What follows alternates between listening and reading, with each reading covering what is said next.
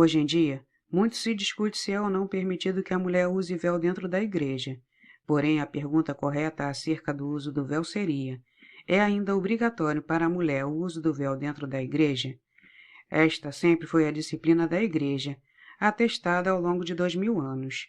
A última vez que a igreja se manifestou a esse respeito foi em 1917, no Código de Direito Canônico, conhecido como Pio Beneditino.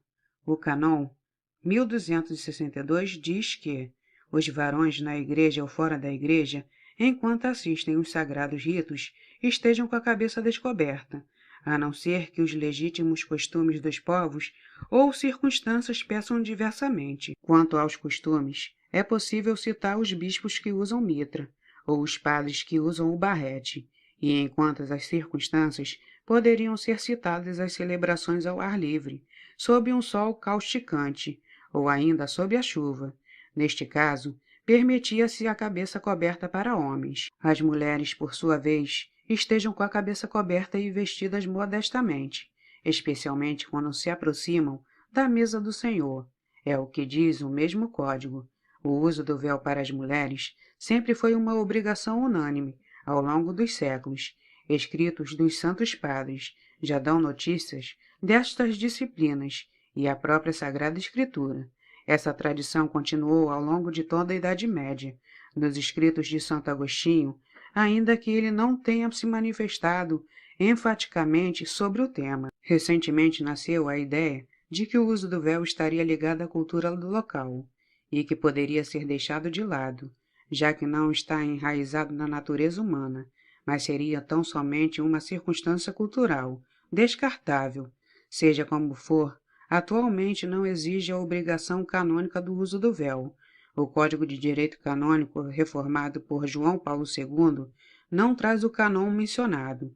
O cardeal Raymond Burke, presidente da Assinatura Apostólica, respondendo a uma pergunta de um fiel sobre a obrigação do uso do véu, afirma que não existe uma obrigação, mas se a pessoa vai participar do rito extraordinário, seu uso seria permanente, pois este rito possibilita uma expressão ritual mais dolorosa do que o rito ordinário.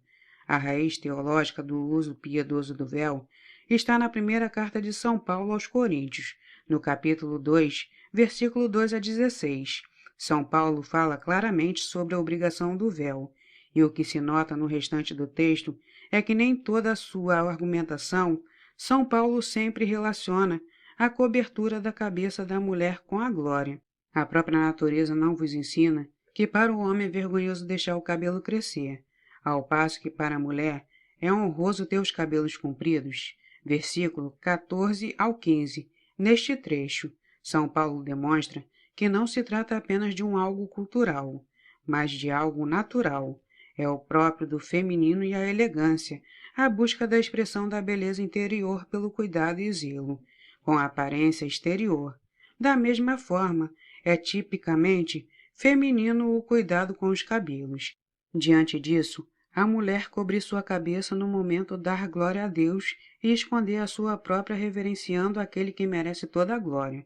Usar o véu em atenção aos anjos, como diz São Paulo, significa que ela está participando de um culto de adoração a Deus, justamente com os anjos.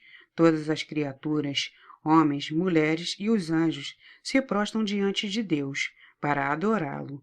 Neste momento, todas elas devem esconder sua glória e dar glória a Deus. Cobrindo a cabeça, a mulher realiza isso de forma visível e ritual. Portanto, não existe obrigação canônica para o uso do véu.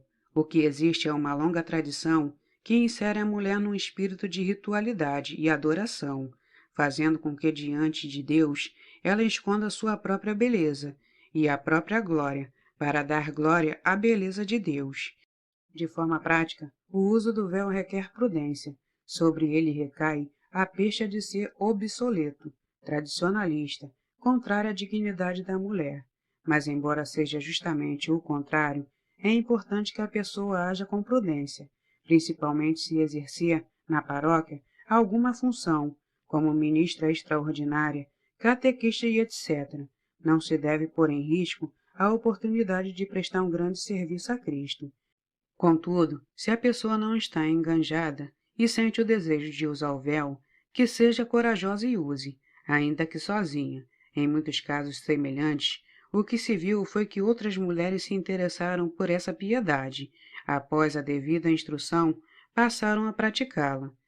De qualquer forma, o uso do véu é uma disciplina que ao longo do tempo santificou muitas mulheres, e diante do mundo secularizado e imodesto que se vive hoje, ensinar as meninas desde pequenas a usar o véu pode resultar em frutos excelentes nas próximas gerações.